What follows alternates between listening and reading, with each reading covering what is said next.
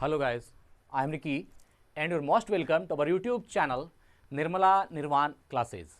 आज हम लोग हिमालय चल रहा था और हिमालय में जो आज हम लोग पढ़ने वाले हैं वो है ट्रांस हिमालय। किसको पढ़ेंगे? तो ट्रांस हिमालय को पढ़ने वाले हैं और ट्रांस हिमालय के बारे में जानेंगे। हमने कहा था कि हिमालय का जो उत्तर से दक्षिण है ना, जब हम उत्तर से दक्षिण विभाजन करते हैं हिमालय का तो पहले जो श्रेणी आती है वह है आपका ट्रांस हिमालय, इसके बाद बृहत हिमालय या सर्वोच्च हिमालय, उसके बाद जो है लघु हिमालय या मध्य हिमालय और सबसे अंतिम जो है वो शिवालिक हिमालय है। इसको हम लोगों ने देखा था। तो आज प्रथम जो है आपका ट्रांस हिमालय की बारी है। फिर अगली वीडियो जो है वो महान हिमालय, बृहत हिमालय या सर्वोच्च हिमालय या हिमाद्री हिमालय जो भी कहिए उस पर आएगी। फिर आगे जो है लघु हिमालय या मध्य हिमालय और अंत में शिवालिक हिमालय को देखेंगे। तो ट्रांस हिमालय को आज देखेंगे और ट्रांस हिमालय में सबसे पहले कौन कौन सा क्षेत्र है, कौन कौन सी पर्वत श्रेणियां हैं और ट्रांस हिमालय से जुड़ी जो बातें हैं वह सब हम आज आपके सामने रखने वाले हैं। तो सबसे पहले जहां जो ट्रांस हिमालय का पोर्शन है उस पर हम लोग आ जाते हैं। ये देखिए ऊपर में सबसे पहले आप इधर जो है, आप इसके बाद तो जानते हैं कि ऊपर जो है इधर आपका चीन का क्षेत्र है, ये ऑक्साई चीन है, इसमें काराकोरम दर्रा है यहाँ पर ये वाला। तो सबसे पहले काराकोरम है, फिर लद्दाख पर्वत श्रेणी और फिर जास्कर और फिर ये हिमालय है, यह ना यहाँ आपका हिमालय पर्वत श्रेणी या शिवालिक श्रेणी है लास्ट में। तो यहाँ पर समझने वाला बात जो है सबसे पहले काराकोरम है, इसके बाद लद्दाख पर्वत श्रेणी है। तो काराकोरम और लद्दाख पर्वत श्रेणी के बीच में थोड़ा सा जगह छूटा हुआ है। देखिए थोड़ा सा दिक्कत है क्योंकि हमारे पास साधन कम है, लेकिन समझना है कि बात कहाँ की हो रही है। तो ये काराकोरम है, उसके बाद थोड़ा सा जगह है, फिर लद्दाख श्रेणी है, फिर थोड़ा जगह है और फिर जास्कर श्रेणी है और फिर जगह है।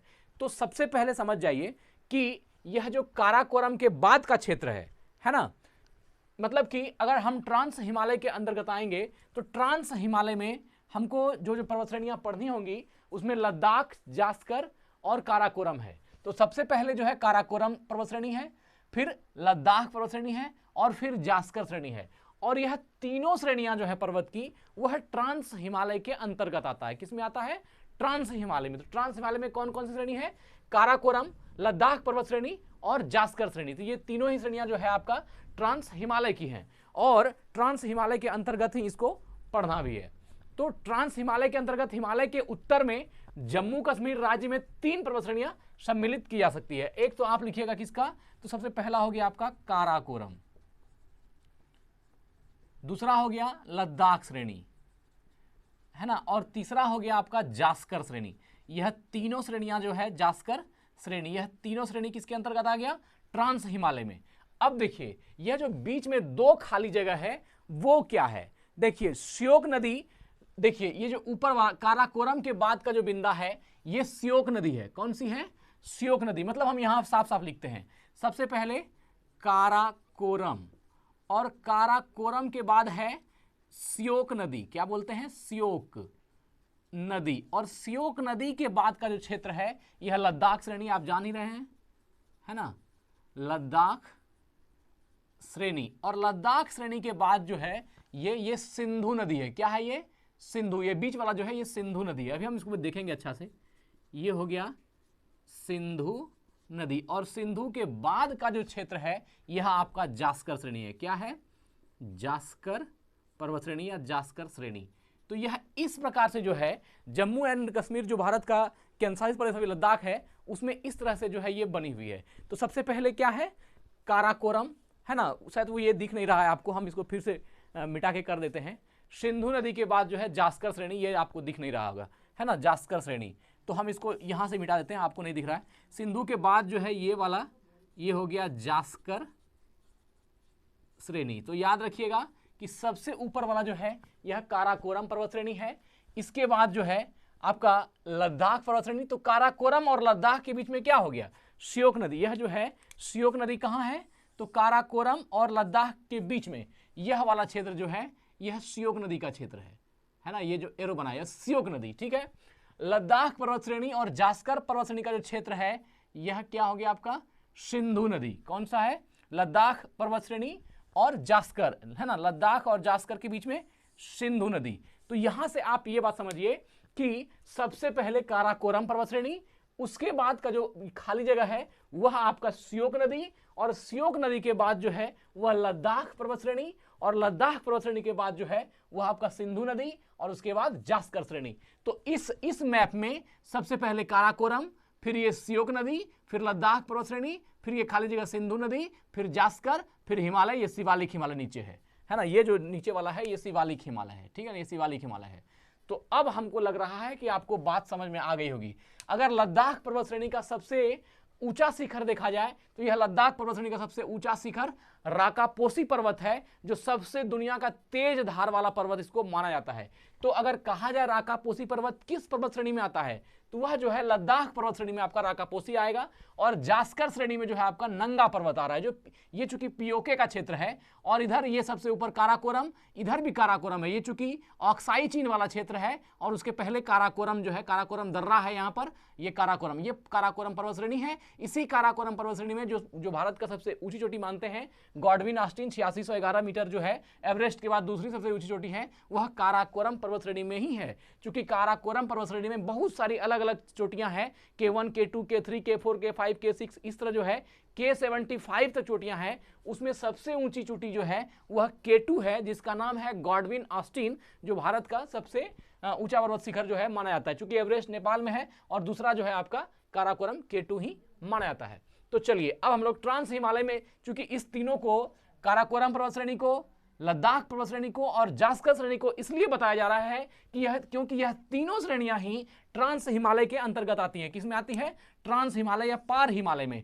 तो पार हिमालय मतलब क्या हुआ? हिमालय के पार का भाग, तो ये जो आपका हिमालय है इसके बाहर का क्षेत्र। तो ट्रांस हिमालय में काराकोरम, लद्दाख और जास्कर तीनों श्रेणियां आ गई। और ये कहाँ है ये भी आप जान रहे हैं। देखिए ये वाला जो हमने कहा कि लद्दाख पर्वत श्रेणी और जास्कर पर्वत श्रेणी के बीच में सिंधु है, और सिंधु के तट पर जो ये छोटा सा बिंदु है, यह जो है आपका लेह, जो केंद्र शासित प्रदेश है लेह, वह लद्दाख का क्षेत्र, वह सिंधु नदी के तट पर है। इसलिए यहां पर दो बिंदा बनाए, ये चूंकि सिंधु नदी का है, और यह बिंदा जो है ये लेह है, जो सिंधु नदी के तट पर स्थित है। हाँ, और काराकोरम के बाद ये सियोक नदी ऐसे बह रही है, जो लद्दाख पर्वत के उस तरफ, मतलब लद्दाख पर्वत बीच में, और इसके उत्तर तरफ जो है आपका वह सियोक नदी, और लद्दाख पर्वत के दक्षिण तरफ आपका सिंधु नदी। जास्कर के दक्षिण तरफ जो है हिमालय है, शिवालिक हिमालय, और जास्कर श्रेणी के जो अगर उत्तर तरफ जाएंगे तो वह सिंधु नदी है। ठीक है, यह भी आपको समझ में आ गया। सबसे पहले काराकोरम, फिर सियोक नदी, फिर लद्दाख पर्वत, फिर सिंधु नदी, और फिर नीचे में कौन है? तो जास्कर पर्वत श्रेणी है। अब देखिए, तो ट्रांस हिमालय के अंतर्गत हिमालय के उत्तर में जम्मू कश्मीर राज्य में 3 पर्वत श्रेणियों को सम्मिलित किया जाता है, काराकोरम श्रेणी, लद्दाख श्रेणी और जास्कर श्रेणी। ट्रांस हिमालय के अंतर्गत शामिल ये तीनों श्रेणियां निम्न प्रकार हैं, जो हमने आपको बता ही दिया, काराकोरम श्रेणी, लद्दाख श्रेणी और जास्कर श्रेणी। इसके बाद ट्रांस हिमालय को पार हिमालय भी कहते हैं। ट्रांस का अर्थ ही होता है, ये इंग्लिश वर्ड है, इसका अर्थ होता है के पार, इसलिए हिमालय को क्या कहा? ट्रांस हिमालय को क्या कहा? पार हिमालय। क्या नाम दिया गया? पार हिमालय। तो आज जो हम लोग पढ़ रहे हैं वह क्या पढ़ रहे हैं? पार हिमालय के बारे में पढ़ रहे हैं, या ट्रांस हिमालय के बारे में पढ़ रहे हैं। काराकोरम ट्रांस हिमालय के सबसे उत्तर में स्थित पर्वत श्रेणी है। आप जान ही रहे हैं, काराकोरम सबसे उत्तर में, और ये ट्रांस हिमालय के ही सबसे उत्तर में नहीं, पूरे भारत के सबसे उत्तर में कोई पर्वत श्रेणी है तो वह कौन सा हो जाएगी? काराकोरम पर्वत श्रेणी, जो सबसे ऊपर। चूंकि ये वाला भाग जो काराकोरम का कुछ भाग जो आप जान रहे हैं कि पाकिस्तान पीओके का क्षेत्र था, जो पाकिस्तान इसको कहाँ दे दिया है? चीन को दे दिया है ना, 1963 में जो है ना, रीजन सीडेड बाय पाकिस्तान। ये जो है पाकिस्तान टू चाइना, मतलब पाकिस्तान जो है चीन को यह दे दिया है, मतलब कि एक तरह से कह सकते हैं उसको अपने इससे दे दिया है। तो यह क्षेत्र जो है आपका काराकोरम का ही है, जो चूंकि ये ऑक्साई चीन, इसके बाद कुछ भाग है पीओके का जो चीन भी दबा है, चूंकि पाकिस्तान उसको दिया है, पाकिस्तान द्वारा दिया गया, तो यही काराकोरम जो है आपका है। चलिए ठीक है, आगे बढ़ते हैं। हिमालय का उत्थान टेथिस सागर में जमा। देखिए अब क्या कर रहा है, हिमालय का जो उत्थान है वह टेथिस सागर है ना, हिमालय का उत्थान टेथिस सागर में जमा अवसादी मलबों से हुआ। किससे हुआ? जमा अवसादी। टेथिस सागर में जो जमा अवसादी मलबा था, इसको याद रखिएगा, अवसादी मलबा। हिमालय का उत्थान या हिमालय का निर्माण जो है टेथिस सागर में जमा अवसादी मलबे से हुआ, है ना, किंतु ट्रांस हिमालय का निर्माण टेथिस सागर में अवसादी मलबे से नहीं हुआ। यहां से आप अंतर समझ सकते हैं हिमालय में और ट्रांस हिमालय में। ट्रांस हिमालय वह है जो हिमालय के पार का क्षेत्र है, हिमालय के बाद का क्षेत्र है, और हिमालय जो है वो अपना हिमालय है, वो जान ही रहे हैं।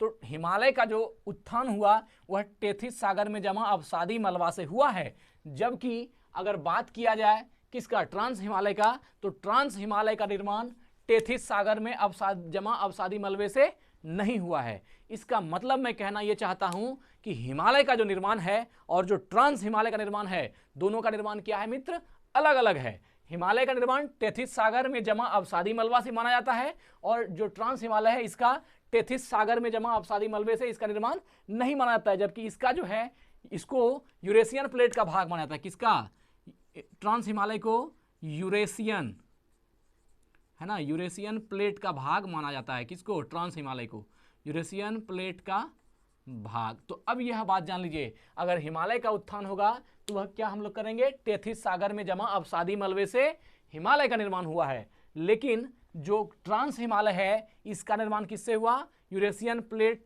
है ना, यूरेशियन प्लेट का जो है भाग किसको माना गया, ट्रांस हिमालय। तो ट्रांस हिमालय यूरेशियन प्लेट का भाग है, जबकि जो अपना हिमालय है वह टेथिस सागर द्वारा जमा अवसादी मलबा माना गया। तो यह दोनों की उत्पत्ति का बात हो गया, ट्रांस हिमालय का उत्पत्ति और हिमालय की उत्पत्ति का बात। तो यह याद रखिएगा, यूरेशियन प्लेट का भाग किसको मानता है, तो ट्रांस हिमालय को। ट्रांस हिमालय का निर्माण हिमालय से पूर्व हो चुका है, मतलब ट्रांस हिमालय जो काराकोरम श्रेणी, लद्दाख श्रेणी और जास्का श्रेणी है, इसका जो निर्माण है वह हिमालय से बहुत पहले हो चुका है। हिमालय का निर्माण इसके बाद हुआ है ना, इससे पूर्व हो चुका था। अर्थात ट्रांस हिमालय हिमालय से भी प्राचीन पर्वत है। ये जो ट्रांस हिमालय में काराकोरम देख रहे हैं, लद्दाख पर्वत श्रेणी देख रहे हैं, जास्कर पर्वत श्रेणी देख रहे हैं, ये क्या है, तो यह हिमालय से बहुत प्राचीन पर्वत है। हिमालय तो बाद में आया, उसके पहले ट्रांस हिमालय है ना। ट्रांस हिमालय का निर्माण भी आप देख रहे हैं कि यूरेशियन प्लेट का भाग माना जाता है, और इसका निर्माण जो है अति प्राचीन है, हिमालय से भी प्राचीन इसको माना जाता है। अधिक ऊंचाई होने के कारण ट्रांस हिमालय वर्ष भर हिमाच्छादित रहता है ना। यह ज्यादा हाइट होने के कारण, चूंकि इसका ऊंचाई ज्यादा है और इसलिए ज्यादा ऊंचाई होने के कारण क्या होता है, हिम से आच्छादित अर्थात हिम से ढका हुआ रहता है ना। ज्यादा ऊंचाई होने के कारण हिमाच्छादित रहता है अर्थात हिम से ढका हुआ रहता है ना, जिसके कारण यहाँ पर वनस्पतियां नहीं पाई जाती। वनस्पति जो है यहाँ पर नहीं पाई जाती। किस पर वनस्पति नहीं पाई जाती, तो ट्रांस हिमालय पर। ट्रांस हिमालय पर वनस्पतियां नहीं पाई जाती। क्यों, इसका कारण क्या है, इसका कारण है उसका जो है बर्फ से आच्छादित होना, अर्थात बर्फ से ढका हुआ होना। और बर्फ से क्यों ढकी हुई है, क्योंकि वो ज्यादा ऊंचा शिखर है, इसलिए जो है वो बर्फ से ज्यादा ढकी हुई है ना। ट्रांस हिमालय के अंतर्गत सबसे उत्तरी श्रेणी काराकोरम है। यह तो आपको हमने कहा ही, सबसे उत्तरी श्रेणी काराकोरम है ना। काराकोरम न केवल ट्रांस हिमालय की बल्कि यह भारत की भी सबसे उत्तरी श्रेणी है। काराकोरम सबसे, भारत का जो शिखर पॉइंट है वह सबसे उत्तरी श्रेणी जो है वो कौन सी है, काराकोरम है, जो किसकी है, तो ट्रांस हिमालय के अंतर्गत आती है। और काराकोरम जो है भारत की सबसे ऊंची पर्वत चोटी केटू गार्डविन ऑस्टिन काराकोरम श्रेणी पर भी स्थित है। यह भी हम लोग देख ही चुके। आगे बढ़ते हैं। काराकोरम पर्वत श्रेणी पर 4 प्रमुख ग्लेशियर पाए जाते हैं। जानते हैं काराकोरम पर्वत श्रेणी पर क्या है, 4 ग्लेशियर। यहां पर हमने काराकोरम श्रेणी पर 5 ग्लेशियर दिखाया था जो अभी मिट चुका है, क्योंकि यह जो है इस तरह से 5 ग्लेशियर यहां पर जो है उपस्थित है। किसका, काराकोरम पर्वत श्रेणी का। तो काराकोरम पर्वत श्रेणी का 4 ग्लेशियर, चूंकि 5 भी होता है लेकिन 4 ही मुख्य रूप से जो है लिया जाता है। तो काराकोरम पर्वत श्रेणी का 4 मुख्य ग्लेशियर है। इसी में जो आपका कौन कौन आएगा इसमें, तो एक है आपका सियाचिन ग्लेशियर, दूसरा है Hispar, Siachen glacier, Hispar glacier, Biafo glacier और बाल्टोरा। यह 4 ग्लेशियर है जो काराकोरम पर्वत श्रेणी में पाया जाता है और बहुत ही इंपॉर्टेंट है। तो इस चारों ग्लेशियर का नाम याद रखिएगा। सियाचिन तो आप जानते ही हैं कि कोई भी इंडियन आर्मी होगा उसको 6 मंथ के लिए यहाँ पर भेजा ही जाता है। कहाँ पर, सियाचिन ग्लेशियर में। बहुत जो है लो टेम्परेचर होता है ना, बहुत कम टेम्परेचर पर रहना पड़ता है। तो सियाचिन ग्लेशियर हो गया। इस पर सुनते हैं साधारण तौर पर वहाँ रहा नहीं जा सकता बिना बढ़िया से जैकेट कोट पहने, और सुनते हैं कुछ अल्कोहल का भी इस्तेमाल वहाँ पर जान के दिए गवर्नमेंट द्वारा दी जाती है ताकि ब्लड जो है गर्म रहे। तो यह चूंकि जो है सियाचिन ग्लेशियर आप जाने ये कहाँ पर है, तो यह वाला जो काराकोरम के पास जो हल्का सा इधर लद्दाख वाला क्षेत्र है ना, यहाँ पर जो है यह आपका सियाचिन ग्लेशियर है। हिस्पर ग्लेशियर, वियाफो ग्लेशियर और बाल्टोरा। सियाचिन, हिस्पर, वियाफो और बाल्टेरा, यह जो है चारों का चारों किसका ग्लेशियर है, तो काराकोरम पर्वत श्रेणी का ग्लेशियर है। सियाचिन, हिस्पर, वियाफो और बाल्टोरा। काराकोरम पर्वत श्रेणी का विस्तार पूर्व में तिब्बत तक है। यह आप जानते ही काराकोरम जो इधर से बढ़ते बढ़ते कहां तक आ गया, पूर्व में तिब्बत तक। यहाँ काराकोरम है। काराकोरम का पूर्व क्षेत्र कौन सा हो गया, इधर वाला पूर्व हो गया, इधर वाला पश्चिम हो गया। जानते हैं नॉर्थ, साउथ, ईस्ट, वेस्ट। तो ईस्ट में चूंकि यह जो है उत्तर का तिब्बत का क्षेत्र है, यहां तक जो है ये काराकोरम फैला हुआ है ना। तो वही बात बोला कि काराकोरम पर्वत श्रेणी का विस्तार जो है पूर्व में उत्तर तक है। तिब्बत में काराकोरम को कैलाश श्रेणी कहते हैं। इसी काराकोरम श्रेणी को तिब्बत में क्या कहा जाता है? कैलाश। तो याद रखिएगा, जो काराकोरम आपका भारत में है उसी काराकोरम को तिब्बत में क्या कहा जाता है? तो कैलाश पर्वत श्रेणी। क्या कहा जाता है? कैलाश, है ना, कैलाश पर्वत श्रेणी। यह जो है किसका नाम है?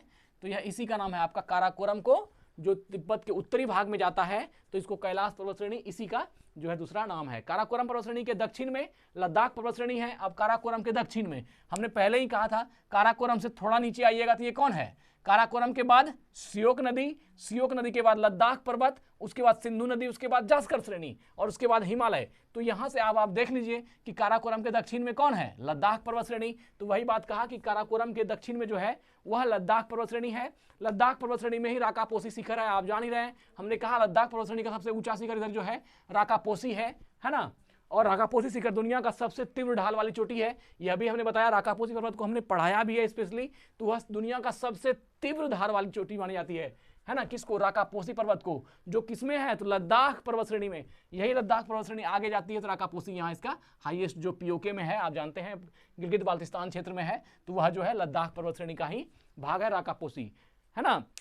लद्दाख पर्वत श्रेणी दो नदियों के बीच में स्थित है। अब देखिए, हमने कहा था कि अगर यहां पर मान लेते हैं हम लद्दाख है ना, लद्दाख पर्वत श्रेणी है, तो यह दो नदियों के बीच में है। लद्दाख के ऊपर में कौन सी नदी है? तो यह हो गया श्योक नदी, है ना, या कह सकते हैं लद्दाख पर्वत श्रृंखला के जो उत्तर तरफ है वह श्योक नदी है, और लद्दाख पर्वत के दक्षिण में जो है वह सिंधु नदी है ना। क्या है?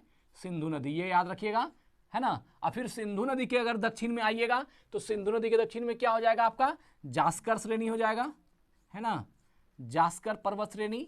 और जास्कर के बाद हिमालय जो आपका शिवालिक श्रेणी है, ये वाला, ये शिवालिक हिमालय हो जाएगा, है ना, शिवालिक हिमालय हो जाएगा।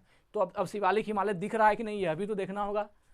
हाँ, तो यहाँ जो है आपका ये शिवालिक हिमालय हो जाएगा, ठीक है। इसमें भी आप अच्छा से इसको समझ सकते हैं।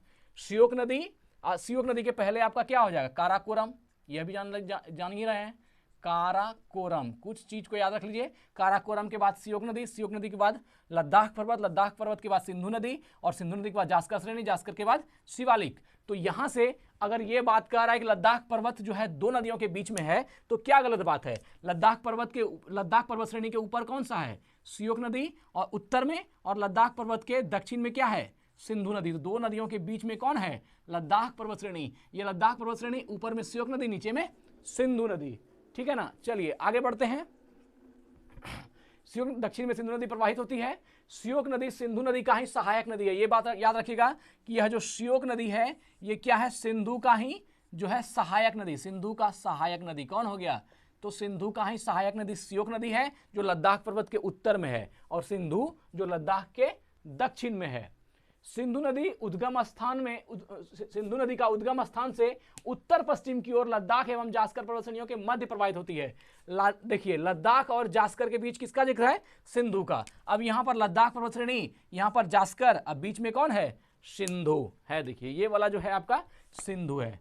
लद्दाख और जास्कर के बीच में सिंधु नदी। यहां भी देख लीजिए, ये लद्दाख, ये जास्कर, अब बीच में ये सिंधु। और ये क्या है? ये बिंदु जो है सिंधु के बगल में, ये क्या है? तो यह तट पर जो है, ये सिंधु नदी के बीच में दिखाया हमने। यहाँ जो है आपका सिंधु नदी के तट पर जो आपका लेह है, लेह लद्दाख में जो है लेह, वह है लद्दाख। कहेगा लद्दाख कहाँ, लेह कहाँ है? तो लेह जो है सिंधु नदी के तट पर बसा हुआ है ना, सिंधु के तट पर बसा हुआ है। तो यह भी याद रखिएगा कि सिंधु नदी जो है वह लद्दाख पर्वत और जास्कर पर्वत श्रेणी के बीच में, लद्दाख पर्वत और जास्कर श्रेणी के बीच में यह जो है यह सिंधु है ना। सिंधु का अगर उद्गम स्थल देखिएगा वह कौन सा है, तो वह भी जान लीजिए।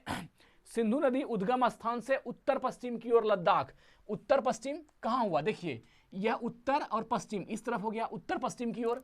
तो उत्तर पश्चिम जो लद्दाख है ना, उत्तर पश्चिम की ओर लद्दाख एवं जास्कर पर्वत श्रेणी के मध्य प्रवाहित होती है। उत्तर पश्चिम और जास्कर पर्वत श्रेणी के मध्य, तो लद्दाख पर्वत श्रेणी और इसके उत्तर पश्चिम मतलब इस तरफ और जास्कर श्रेणी के बीच में, मतलब ये वाला क्षेत्र जो है आपका ये सिंधु नदी है। अगर हम इसको मिटा दें तो ये जो है आपका सिंधु नदी हो गया। देखिए ये बीच वाला जहां फिर मेरी फिंगर है ये हो गया सिंधु नदी आपका, है ना। ये उत्तर पश्चिम में, लद्दाख पर्वत श्रेणी के नीचे उत्तर पश्चिम में और जास्कर श्रेणी के बीच में आपका सिंधु नदी हो गया। ठीक है, वर्तमान केंद्र शासित प्रदेश लेह जो है सिंधु नदी के तट पर ही स्थित है। इसी को हमने यहां बताने का प्रयास किया कि यह आपका लेह है जो सिंधु नदी के तट पर स्थित है ना। चलिए, ट्रांस हिमालय परतदार चट्टानों से निर्मित होती है। किससे? तो ट्रांस हिमालय जो है वह परतदार चट्टानों से निर्मित होती है। किससे? परतदार चट्टानों से निर्मित होती है ना। तो वही बात बोला कि ट्रांस हिमालय परतदार चट्टानों से निर्मित है, इसलिए यहां पर वनस्पतियों का पूर्ण अभाव है। मतलब ट्रांस हिमालय में वनस्पति जो है नहीं है, उसका पूर्ण अभाव है। एक तो कारण वह भी बताया गया कि हिमाच्छादित रहता है, दूसरा यह परतदार चट्टानों का है, इसलिए भी जो है यहाँ पर परतदार चट्टानों पर जो है आपका वनस्पति नहीं होता है। तो वनस्पतियों का पूर्ण अभाव है, अभाव नहीं पूर्ण अभाव है ना। सिंधु सतलज ब्रह्मपुत्र, देखिए क्या क्या बोला, सिंधु सतलज और ब्रह्मपुत्र, है ना। सिंधु सतलज और ब्रह्मपुत्र जो है नदियों का उद्गम स्थल इसी हिमालय से है। किस हिमालय से? ट्रांस हिमालय से, कभी नहीं भूलिएगा, है ना। सिंधु नदी, सतलज नदी और ब्रह्मपुत्र नदी, सिंधु सतलज और ब्रह्मपुत्र तीनों का जो उद्गम है वह कहां से है? तो वह ट्रांस हिमालय से है। किससे है? तो ट्रांस हिमालय से, याद रखिएगा, है ना।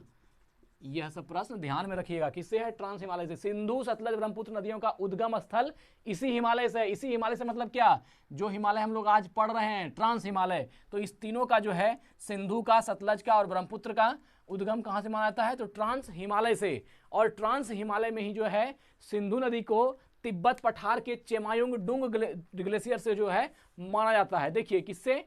तो चेमायुंग, सिंधु के बारे में अगर स्पेशल बात होगा तो वह यहां पर लिखते हैं, देखिए चेमायुंग, है ना, चेमायुंग डुंग, यह एक ग्लेशियर है जो तिब्बत में है ना, ग्लेशियर।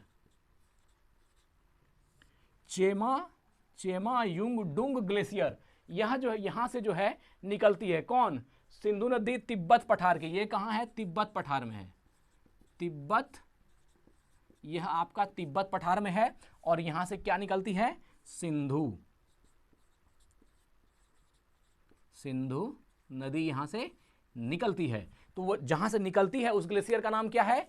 चेमायुंग डुंग, है ना। चूंकि ये तिब्बत वाला नाम है इसलिए ऐसा है, चेमायुंग डुंग, चेमायुंग डुंग ग्लेशियर, चेमायुंग डुंग ग्लेशियर, है ना, जो आपका तिब्बत पठार में है और यहीं से क्या होती है? आपकी सिंधु नदी निकलती है। तो अगर आपसे पूछा जाए कि सिंधु नदी कहां से निकलती है, तो सिंधु नदी तिब्बत पठार के चेमायुंगडुंग ग्लेशियर से निकलती है। ये तिब्बत का पठार है और इसी तिब्बत पठार में जो है चेमायुंग, ये जो महर्षु का अंश है, याद रखिएगा, चेमायुंगडुंग ग्लेशियर से निकलती है तिब्बत पठार से सिंधु नदी। और अगर पूछा जाए सिंधु नदी के आसपास क्या है, तो सिंधु नदी के उत्तर में लद्दाख पर्वत श्रेणी और सिंधु नदी के दक्षिण में जास्कर। ये सिंधु है ना, सिंधु के उत्तर में लद्दाख पर्वत श्रेणी और सिंधु के दक्षिण में जास्कर पर्वत श्रेणी, है ना।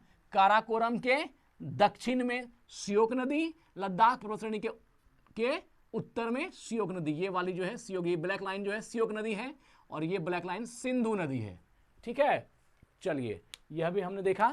तो आज जो है मित्र हमने ट्रांस हिमालय को आपके सामने रखने का प्रयास किया। इसके बाद अगली वीडियो जो होगी वह जो है आपका महान हिमालय, बृहत हिमालय, सर्वोच्च हिमालय, हिमाद्री हिमालय जो है उसको हम लोग अगली वीडियो में देखेंगे। तो आज यहीं वीडियो को एंड करते हैं। धन्यवाद, स्वस्थ रहें, अपना ख्याल रखें। जय हिंद, जय भारत।